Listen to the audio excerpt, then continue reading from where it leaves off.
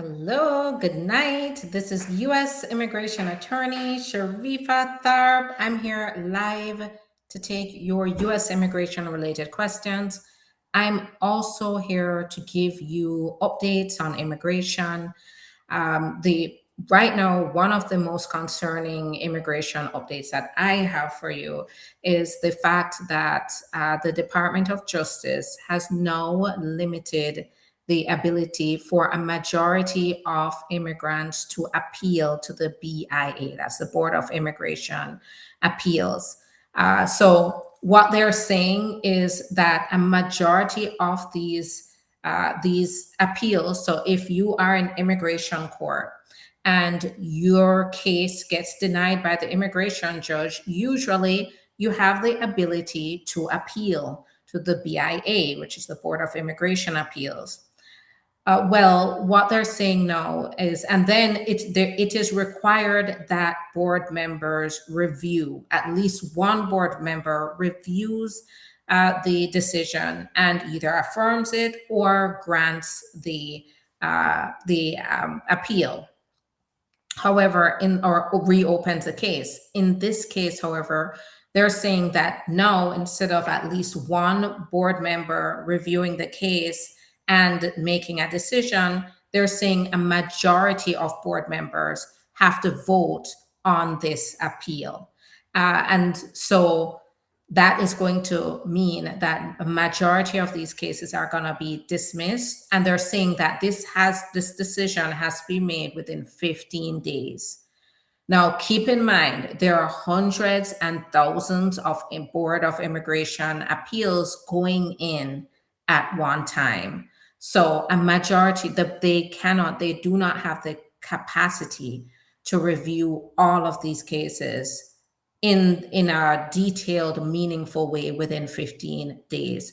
So ultimately, what it means is that they are basically cutting out the ability to appeal because a majority will be dismissed without review.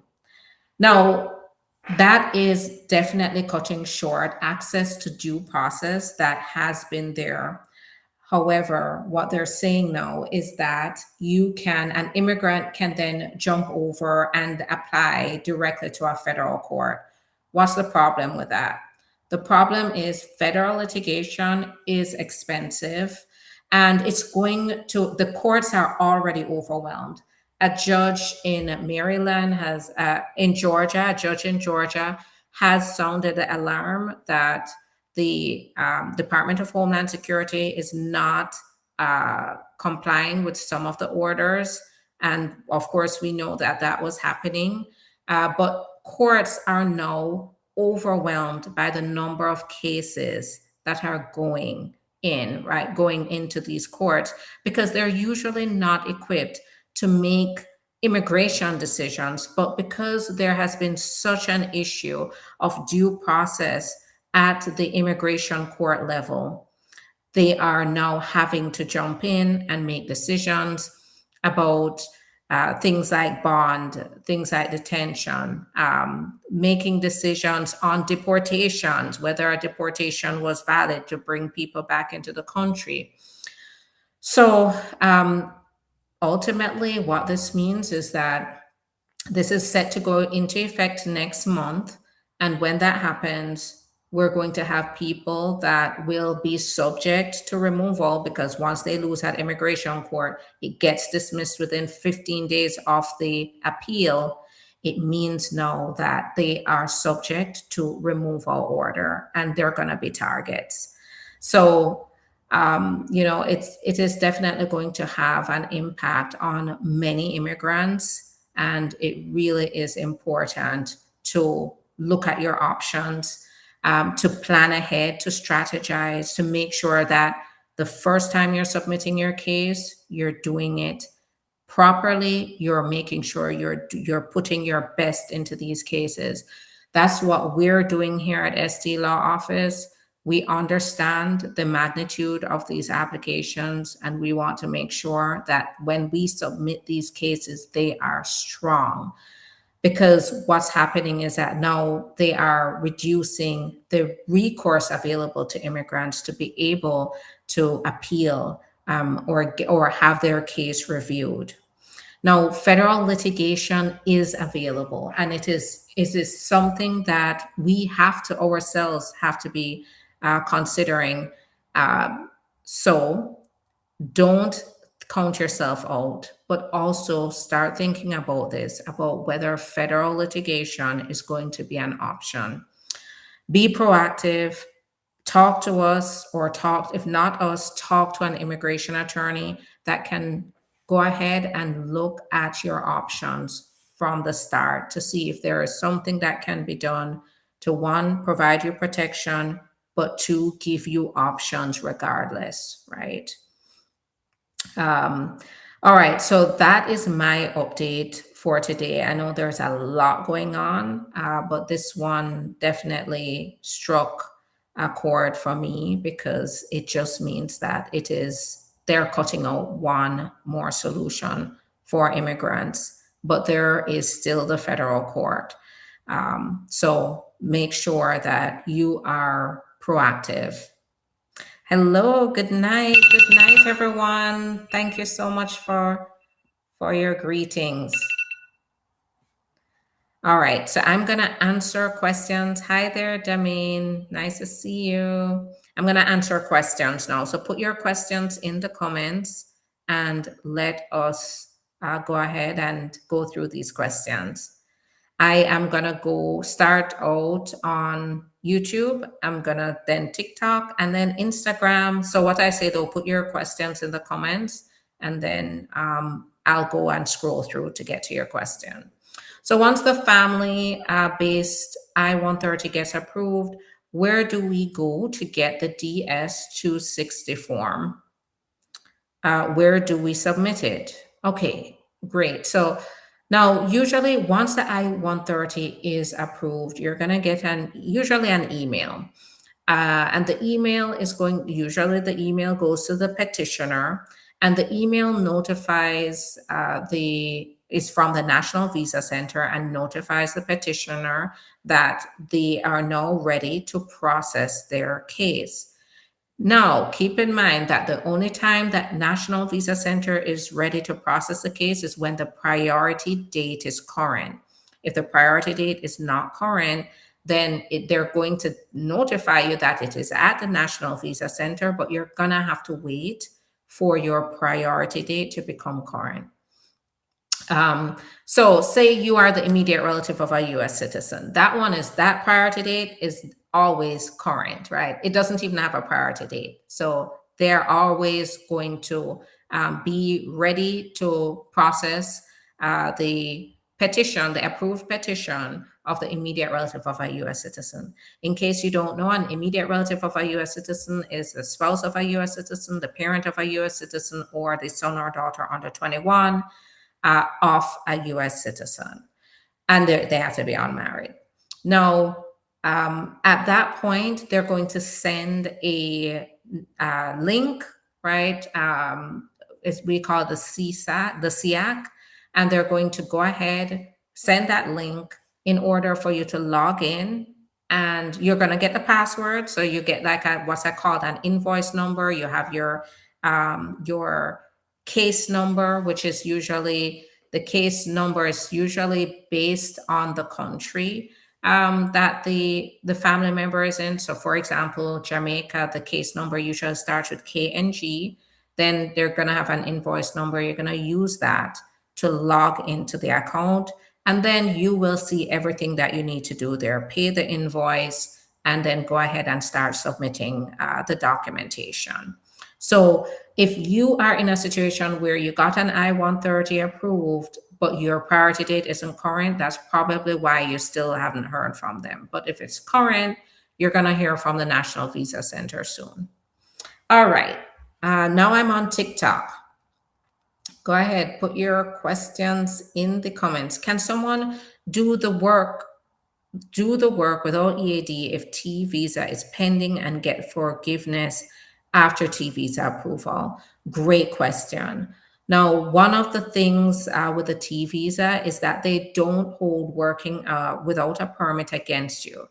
Now, they're not saying that they're giving you permission to go and work, but the thing about it is that they understand that T visa applicants are usually in a very horrendous situation. And so they don't punish a T visa applicant by then stopping them from getting the T visa because they worked without a permit. So it's this kind of gray area where they're not saying, yeah, go out and work.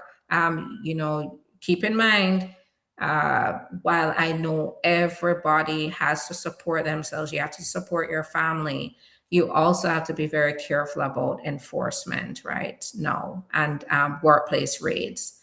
And that means that you still face a risk going to work, on the way to work, at work, if you don't have the legal ability to work. So there is still that risk. However, keep in mind when it comes to the application, the petition itself, they will not deny you on the basis of working without a permit. You're exempt.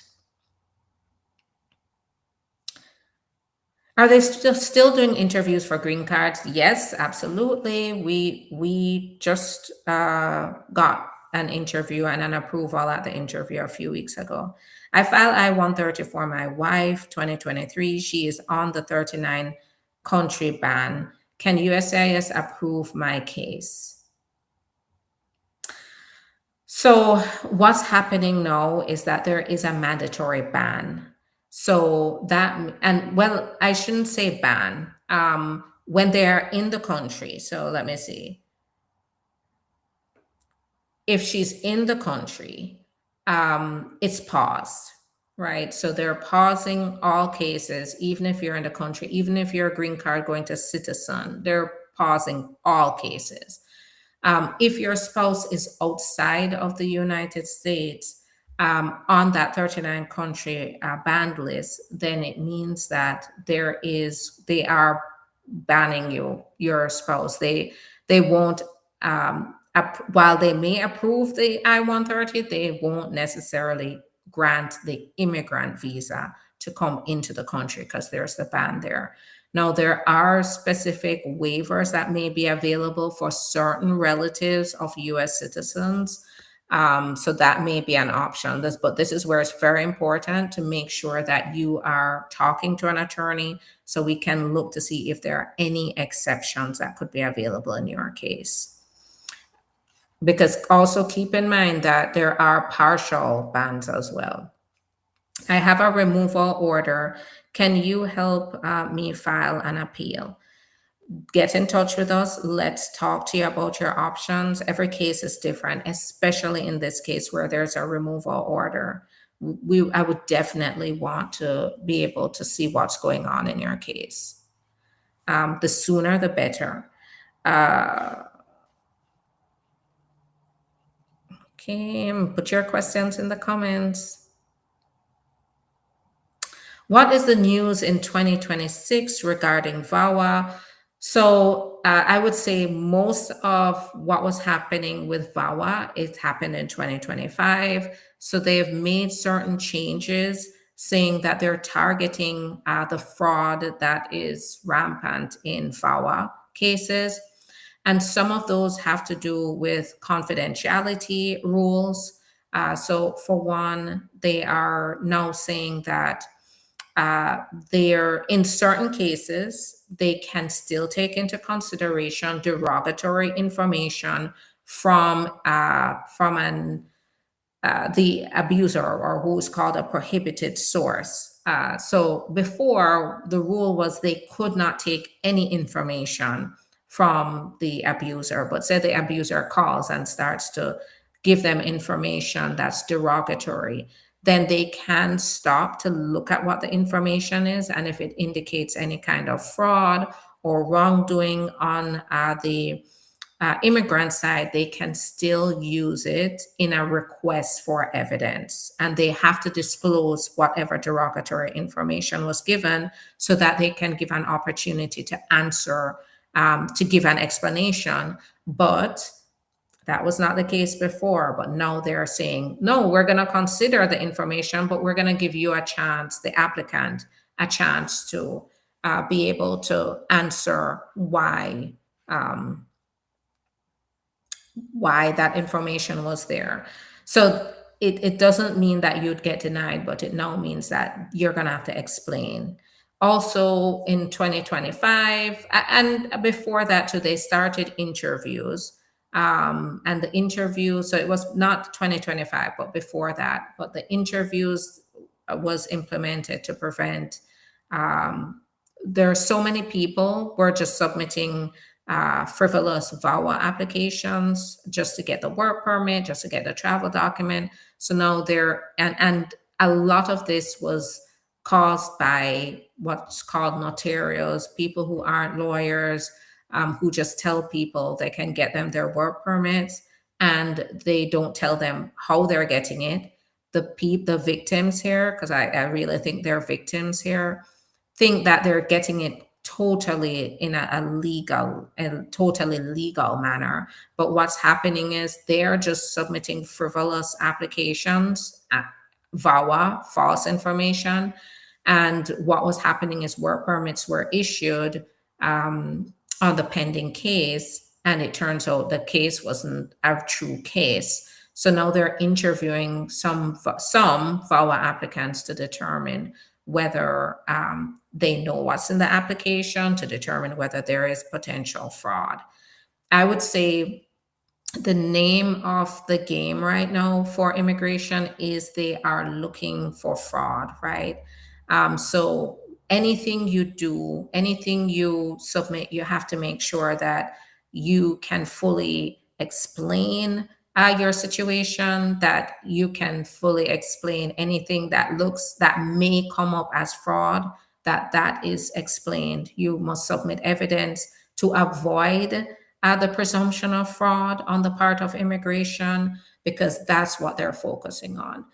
When we're going to interviews, we have to make sure that we can talk to our clients about any potential risk and how they must be prepared to answer certain questions, either to avoid suspicions of fraud, or to be able to explain why what happened is not necessarily fraud.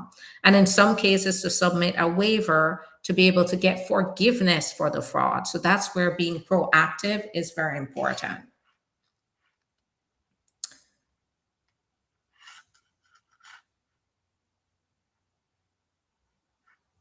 Now, if you've been detained for a long time, keep in mind that there are potential options. If you've been detained for 6 months or more and you have no removal order in place, or you have a stay of removal and you're still detained, there may be options in federal court through what's called a habeas.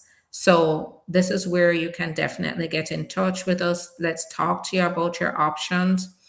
Here's another really, disappointing update as well. So the federal court just today issued another decision. So a few weeks ago, a district court had stated that people who enter the country without inspection should be entitled to bond. And so many people have been released because of this decision. Well, another court has now said that those who have entered without inspection can be detained without bond. So we're back at square one, and I'll keep you posted, but this is what's happening. And of course, this is chaotic because across the country, we're just getting different decisions. And I think that was the goal of the administration when the Supreme Court determined that one decision at a district court in a state cannot, for example, an injunction cannot go nationwide, right?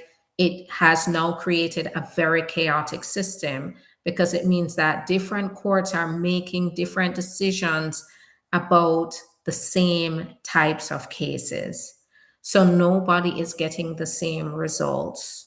Um, and what I say is, this is where each individual, you have to look at what your interest is, what your best interest is, what does your case type look like, and look out for yourself, because a case now in California isn't going to protect the entire immigrant population. A beneficial case in California isn't going to do that now.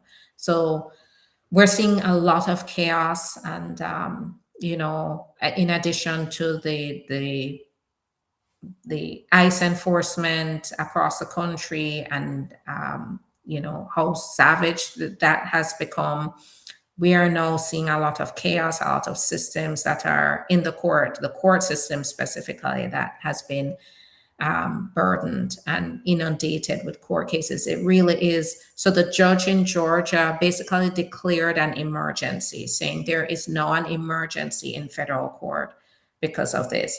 So along with the update I just gave you, people can't do their appeals, right, at the BIA. And then now they're saying, okay, but they can take their case to federal court. Well, guess what's happening now? In federal court, they're inundated with cases. So it is not fixing the system, it is throwing it into more chaos. So this is where, one, make sure you're proactive. If you're not in immigration court, you haven't been removed yet, you haven't been detained yet, but you want to figure out a way for yourself, it is important to get in touch with us and let us talk to you about your options. Now, even if you're in a current situation right now, you've applied, you're in immigration court, please do not wait till last minute to strategize on your case. Make sure you're on top of it. For example, with me, it takes a year to prepare. I mean, if I have to, I can prepare a case in less than a year, but I would rather have the time to be able to prepare a solid case, to go to court and present a solid case to the client, for the client in court. So make sure you're ahead of the game. Make sure you are proactive in figuring out solutions. And then also keep in mind that it's not just about court, but there are ways to get protection before you even get to court or before you get detained. That is where you need to look. Do you qualify for various options? We work on various options, and that can provide protection not only for you but for your family. If you're here without your papers, I want to talk to you about that. And the team here at SD Law Office can talk to you about it. All right, looking through questions. Hello, what is T visa approval rate 2025? And does T visas have a backlog currently? So I haven't checked on the approval rate. I would say it's going very slowly now. Now we're at a two-year processing timeline. So it's getting longer. Naturally, I would say, even though they haven't released the approval rating, I would say under this administration, it is going to go down. It is down. We have been having successes with the T visa. Of course, one success in one case does not mean that every single case is guaranteed to be successful. But this is one reason why we've been successful, is because we make sure we carefully review each case type to make sure that they do qualify for the benefits that we're applying for. Then we prepare thoroughly for our clients' cases. We make sure that all the evidence that immigration wants is there, all the elements are there to be able to bring a good case forward. So we have experienced successes even under this administration, knock on wood, but it doesn't necessarily mean that it will be, one, I always say this, and this is just a rule that we have in our profession, is that we can never guarantee results. We can work to the best of our ability. We can use our best professional judgment to determine eligibility and then move forward. But we've been very successful doing that. I applied for VAWA January 2024, got prima facie work permit, but no travel permit documents yet. I think because of my illegal entry. So yes, if you've entered the country without permission, that may limit your travel document. But I would just say, I'm not your attorney. I can't give you personalized legal advice, but I would say just be very cautious about even traveling with that travel document. It is not an entitlement. It's not like a green card where they have to let you back into the country. So just be very careful. How long is taking work permit for visa T bona fide? I would say 8 to 12 months is the timeline that I'm seeing right now. And one thing with the T visa, the bona fide determination, is that we are getting the bona fide determination first, which is great. Why is it great?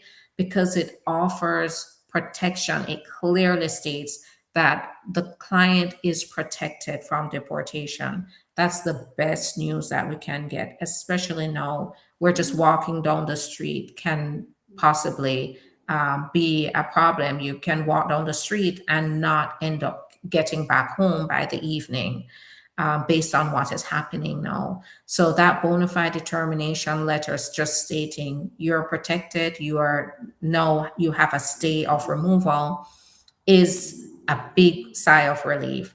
Then the work permit comes afterwards. This is discretionary. So under certain circumstances, like if there's a criminal record involved, then you may have to wait for a final decision than the bona fide. But this is where I say, get in touch with us, talk to us about your options. Having a case even pending is the best thing.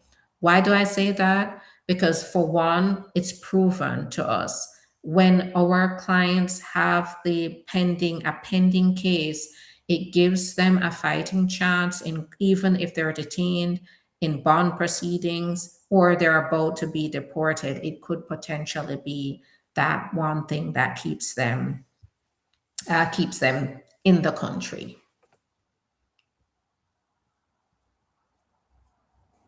All right. I filed my VAWA September 15th, still no receipt. So I would say don't panic. Don't panic yet. Because that is happening across the board. It's very frustrating, but yes, that is happening now. What are the options for someone who got detained?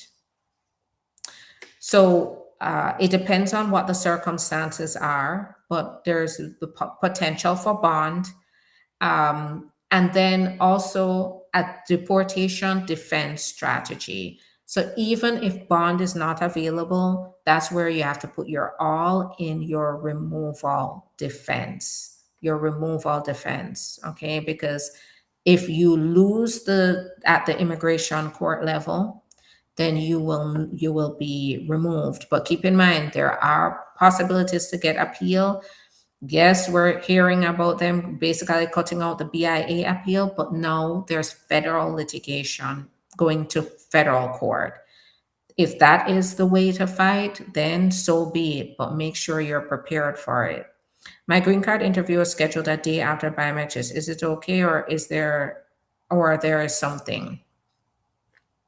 I always say this, is there something? First of all, make sure your review, that's where having an attorney is essential, right? Before going through your process, make sure you have an attorney because you can go over some of the aspects of your case that may present risk. There may be something that, for example, I, as the attorney, my team, when we look at your case, if we spot anything, we're able to advise further on how to handle this going into the interview. However, if there's nothing going on in your background, there's no alarm bells going off, I say that is an opportunity rather than like a red flag or But I don't know your situation. So this is where, though, it's important to have an attorney who you can talk to go over what's going on. What if they denied bond? So if they denied bond, then the deportation defense is going to be key here. And then sometimes there may be additional opportunities. You can also appeal the bond or ask for reconsideration. So there are follow-up options, but it just depends on what is going on. My wife is in Jamaica. She went to her interview on 1/29/2026. What next with a pause? It means that her case is going to be put on hold until they come out of the pause. We don't know when that is going to be. And I know that can be heartbreaking and frustrating, but she's basically going to be stuck in place until that pause is lifted. How long a VAWA receipt taking? I applied in June 2025, still not received a receipt notice. Yes, we are seeing that happening more and more. There is a backlog. June 2025 is extreme. I believe we do also have at least one case where it has been a long time since we've gotten the receipt notice. The average case is 3 to 4 months to get the receipt notice. One is, did you check to make sure that they received it? If they received it, you're going to have a proof of delivery. Like we do it through courier, so we have proof of delivery. The other is we reach out to the VAWA unit via the email for attorneys, and we ask, we say, hey, haven't gotten the receipt notice. Can you send that receipt notice to us in case it got lost in the mail? How long? And I'm on Instagram now. So if you want to put your questions in the comments on Instagram, go ahead, do that now. How long is VAWA? So I answered that. I see that. Good night. Is the permit granted with any visiting visa? And what's wait time for that permit? So if we're talking about the work permit, it's different from a visiting visa. Visiting visas don't allow work permits. So I don't think the one doesn't go with the other ever. It's 7 months now, and I only received I-765, I-192, I-914. These are the forms for the T visa and a waiver. What's next? I don't do any biometrics as well. So the biometrics is likely the next step. And then after that, a bona fide determination, and then after that, work permit, and then a decision. Now, because the processing times for the T visas have now lengthened to about 2 years, it means that there's a lot of gaps between each thing. Receipt notice, then biometrics, then work permit, about 8 months to a year later if they're going to grant it, and then decision for about another year later. Now, what I do want to remind everybody is that immigration, in everything, it takes a while, but you should not be stopping yourself from applying for a benefit that you qualify for because of time, right? Because one, you have to be in it to win it, I say. So the longer you wait, the more you're putting yourself at risk. And it may come a point, it may be too late to apply. So keep that in mind, that waiting is not what you should be doing now.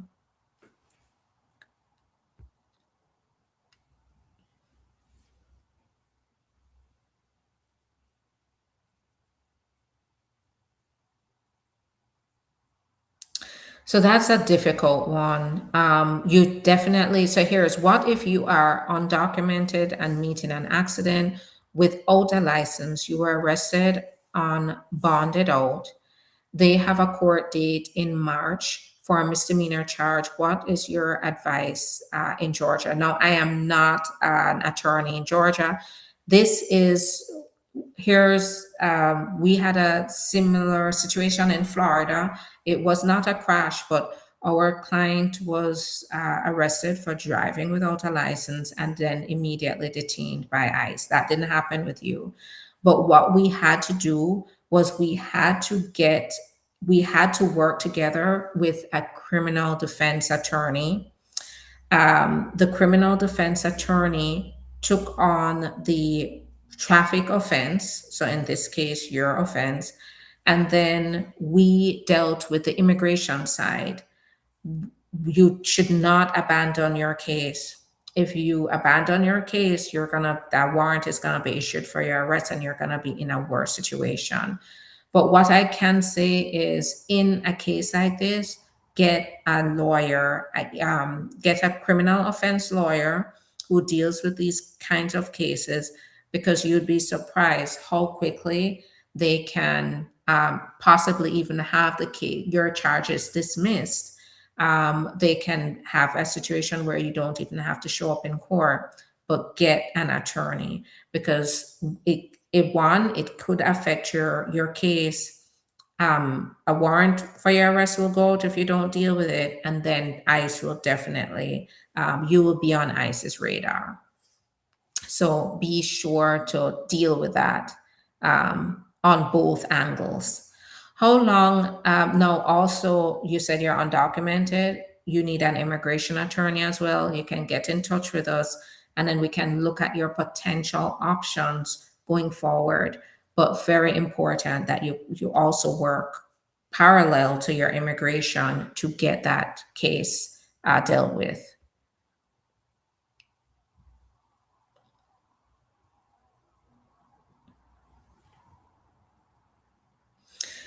What can a friend do who is here on a C1D visa? So a C1D visa is a crewman's visa. And one of the really difficult parts of the C1D visa is if you overstay it, then the penalty is very harsh. You can't qualify for adjustment of status, but in limited circumstances, you can. Like, for example, in VAWA, and also T visa is a situation where they wouldn't necessarily look at the C1D, or there would be the ability to apply for a waiver based on C1D restrictions. So, I don't know what your friend qualifies for. This is where it's very important to get in touch with us so that we can determine whether there's something we can help with, and we can move forward then with talking about how we're going to do that.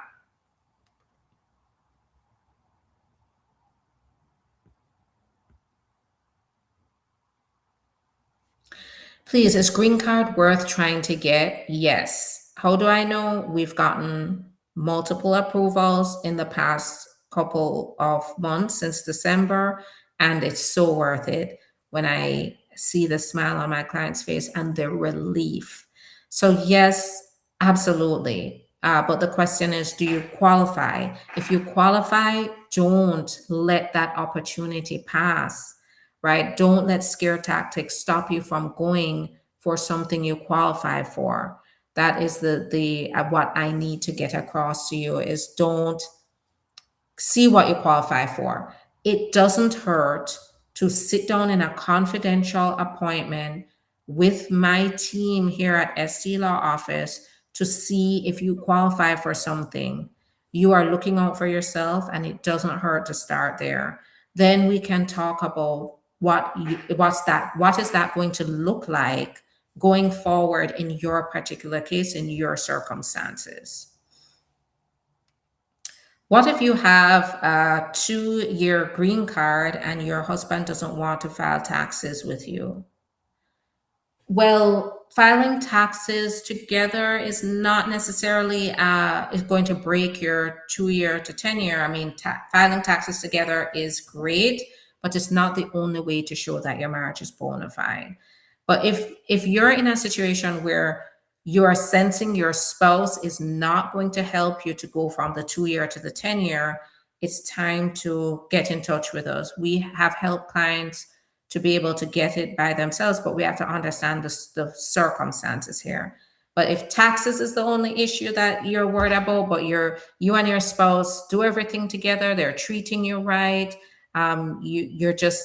they don't want to file taxes with you, it, taxes may not make or break you, but if even if things are good with you and your spouse, get in touch with us, because we would want to talk to you about how to increase your chances of success. I have heard no more bond from Trump posts, so still appeal.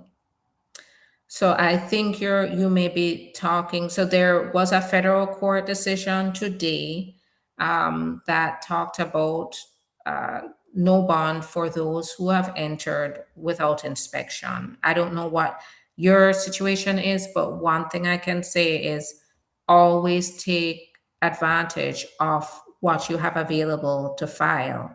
So if you do qualify for an appeal, you still should be exploring that option for the appeal.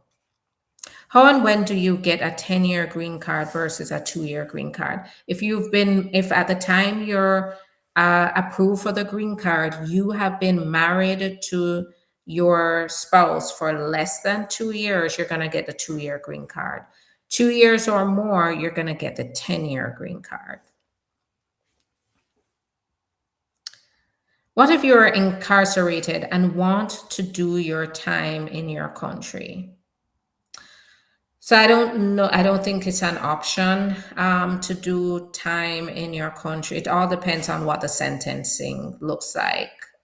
So you need to talk to your attorney about those, because I'm not a criminal defense attorney, and anything to do with doing time incarceration is going to be from your attorney. They're going to be able to advise you. Our J1 waiver is still being approved.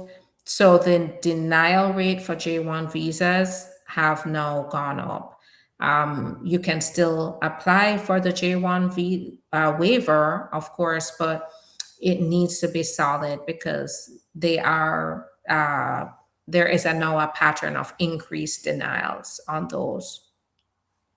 How long VAWA receipt taken? I have applied on June 2025, still no receipt notice.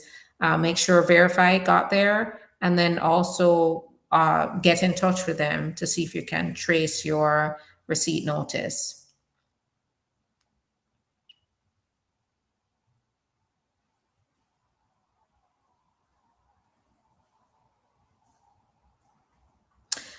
I am from Sudan, and embassy just sent a link to my wife to schedule her interview for I-130.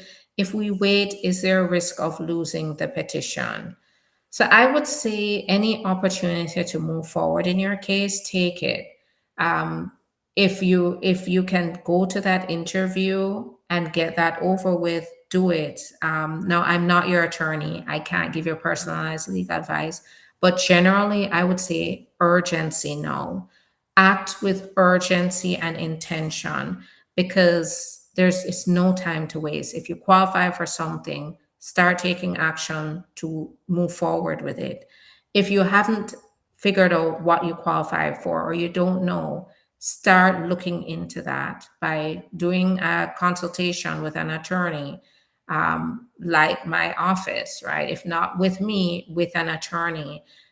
Just whatever you can do to take action now in your best interest, do it. So you got that interview, go for it. I have a court date in now. One thing I do want to premise is, as usual, I'm not your attorney. I can't give you personalized legal advice. I don't know what your reason is, though, for wanting to possibly delay the I-130. That's the other thing. So I would want to, this is where, having a conversation with us is very important, because then we can understand fully what your concerns are. I have a court date in August 27th. Can I marry and switch? It's not going to be that easy. So I would say get in touch with us. Let's talk about your situation. Now, usually when you do get married while in removal proceedings, the bar to get to an approval on your marriage-based petition is going to be very high. You have to show by clear and convincing evidence that your marriage is real. It's not to say that it's not doable, but the evidence is there's going to be a lot more burden on you to show that your marriage is real. So get in touch with us and let's talk. Now, first, let me explain though why it's different. If you can't just switch to a marriage-based process, but if you're married to a U.S. citizen, you can do adjustment of status before the judge, and the judge would then look at the potentially approved I-130 and then do the adjustment of status. So it's doable. It may not be as quick as doing it through USCIS, but it's doable before the immigration judge. I was the interpreter for my friend at his asylum interview last week, and for the first 15 minutes of the interview, which is the preliminary questions, his memory went blank for like 45 to 1 minute. And he couldn't remember even his phone number because the asylum officer asked, but he couldn't. So do you think that could be a decisive thing that can damage his case, even if the rest of it went great? I would say it depends on what he couldn't remember. Now, keep in mind that usually immigration officers, especially in the asylum setting, they are aware of trauma-based memory issues that may come up, and that may be a consideration. But I don't know exactly what he couldn't answer. That counts as well. If it's something that the officer feels, if that pause looked more like trying to come up with a story or not remembering something that really should be that he should recall very quickly, that may be an issue. So, but then again, it may be that 45 to 1 minute pause was truly, he blanked out, he was nervous, he's traumatized, and he blanked out. So it could be that as well. But there's no way to tell without that additional information. Hi there, Diana. Nice to see you. Hi, is preliminary questions at asylum interviews matter? Is it the part that decide the case, or because my friend was so stressed to the point that he froze and couldn't remember his phone number? Well, it sounds like if he couldn't remember his phone number, I'm not your attorney, but I would say not remembering the phone number is not necessarily devastating. And it could be added up to nerves. My VAWA case has been pending over 3.5 years. Should I be worried? No, that's the average processing time right now. You're probably close to a decision. If my derivative got the bona fide determination first, she get her work permit first, visa T. No, so even a derivative cannot get the T visa before the main applicant. All right. So they're pausing green cards for those who are from the banned countries here in the US, and those who are from 75 countries who are outside of the United States. Yes. Now, I know it gets confusing, right? We have 75 countries. We have 39 countries who are partially or fully banned. Then we have 75 countries where there's a pause on immigrant visas. And so we have some people who are on the banned list who are part of the 75 countries. So this is where I say, though, important to take your case to an attorney, because I'm very general tonight, right? And I can then explain what the implications are based on your country of origin. So for example, if you're on the banned list and you're part of the 75 countries, then that means that you're restricted not only in with the immigrant visa, but across the board in some cases. So, and means that your case is paused in the US as well, right? If you're in the 39 countries, that means your case is also paused in the US, right? But the people who are not on the banned list, who are on the 75 country immigrant visa pause, for example, like Jamaica, they're not paused from immigration applications in the US, but the immigrant visa, which is basically the green card, is paused for those outside of the US. But hey, make sure if you have questions, you talk to an attorney, schedule an appointment with us, and then we can explain this further. Hi, as a DACA recipient, should I still apply for advanced parole? So it really is on a case by case basis. It depends on what is going on in your background. It really comes down to your individual risk. I have seen that DACA recipients that have traveled with advanced parole with no problems, but these are risky times and they're looking at everything. So you want to make sure that you don't have a higher individual risk. And keep in mind too that DACA recipients who apply for advanced parole end up having to go through a very tedious decision process to begin with. Now, for those who have DACA, it's still in place, but they still are not necessarily doing new DACA applications yet.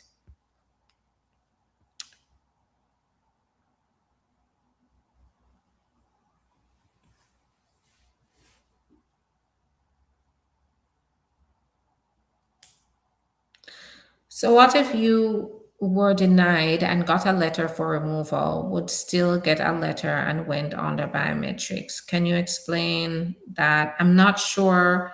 This seems like a more complex situation. If you're denied and then still got a biometrics, you need to talk to an attorney for sure.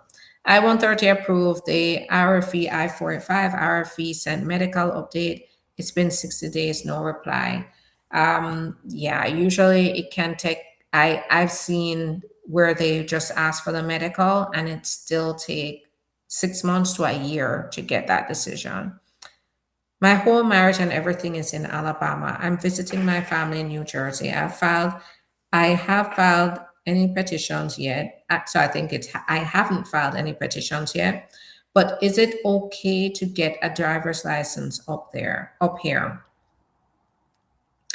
Do you qualify for a driver's license? Did you already overstay your visa? If you already overstayed, then you wouldn't be able to get a driver's license until you get a work permit in most cases.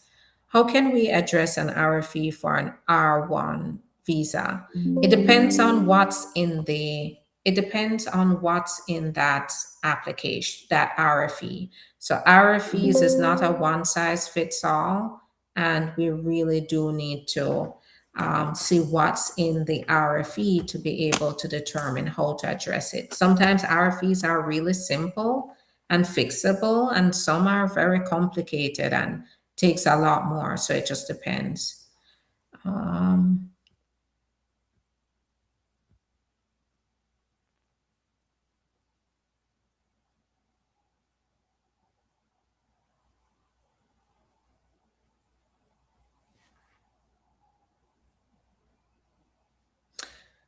So is there still a ban on pending green cards outside of the US for citizens of 75 countries? Asking because my children have been petitioned for since 2023. I'm sad about all of this. Absolutely. It is devastating.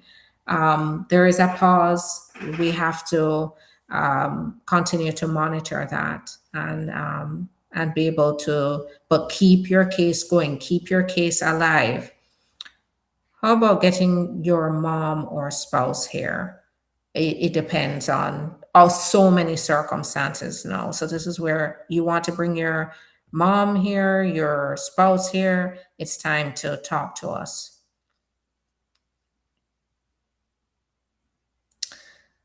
Hello, Karen. It's nice to see you. So the asylum saw all the dated, including that one. So now that you have more context, do you think that that could damage the case? So I already answered uh, based on the fact that they said it was a phone number, but I really couldn't tell you anything more than, because I'm not your attorney. I would not be able to tell you whether or not it damaged the case because I wasn't there, and I don't know the full story. If I am in the US with 220 days, I pay bond in detention. I'm not sure what that is. Make sure you're talking to an attorney for sure. All right. My phone is about to go out, and I want to have the opportunity to say goodnight before it actually goes out. So, have a good night, everybody. I am going to work to be back, but this is what I always say: like, subscribe, hit the notification bell. Do what you must so that when I hop on and I'm ready to answer questions or give you an update, you can hop on and ask questions as well. What is best though is that you definitely get in touch with us, talk to us about your individual situation so we can assist you. We can assess your situation, what options are available before anything happens, and get started. Okay, that's the best thing that we can do right now, because we're fighting for our clients, and our clients are not alone in this. And that is what I want you to know, is that when you have an attorney, the attorney can prepare you, the attorney can advocate for you, the attorney can help to deflect some of the risk that may be involved. So be proactive. Don't wait until something devastating happens. There's too much going on right now, and you need to just make sure you're looking out for yourself. Okay. Walk with faith, be problem solution oriented. That's what I am doing, and staying focused, staying solution oriented despite all the craziness going out there. I'm focused on the law, focused on what we can do to move our clients forward. So do the same, right? Walk with faith. It's gonna be okay, right? Just walk with faith and be solution oriented. All right. Have a good night, everybody. And I will see you again soon. Bye bye.